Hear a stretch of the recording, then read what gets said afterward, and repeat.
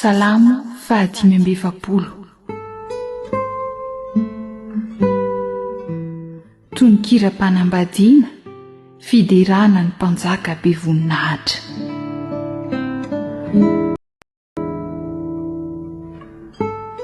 Mampiboiboika teny tsara ny foko, miteny ka nilaza ny mpanjaka ny teny ataoko, fanondrata ny faingan-tsoratra ny lelako.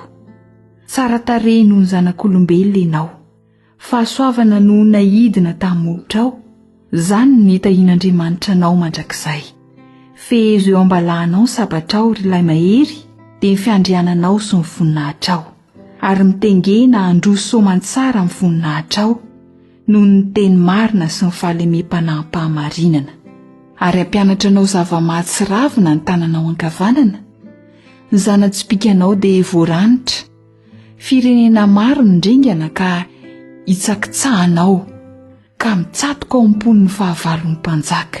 Ny seza fiandriananao Andriamanitra dia mandrakizay doria, te hipahamarinana ny te himpanjakanao. Tianao ny fahamarinana, fahalanao ny eloka.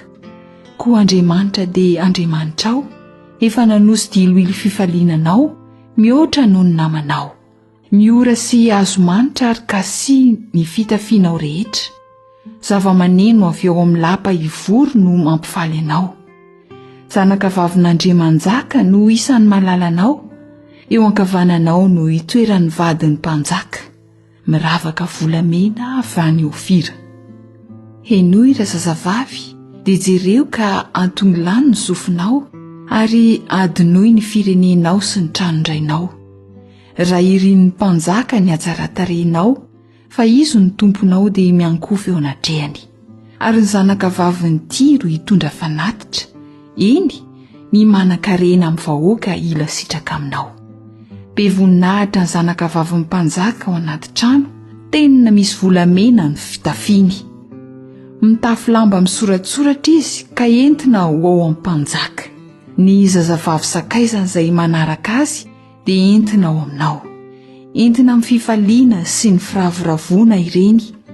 Hiditra ao an-dapa amin'ny mpanjaka izy, ho solondrainao ny zanakao, ho tendrenao mpanampaka eny amin'ny tany rehetra izy, ampatsiaro ny anaranao hatramin'ny taranaka faramandimby.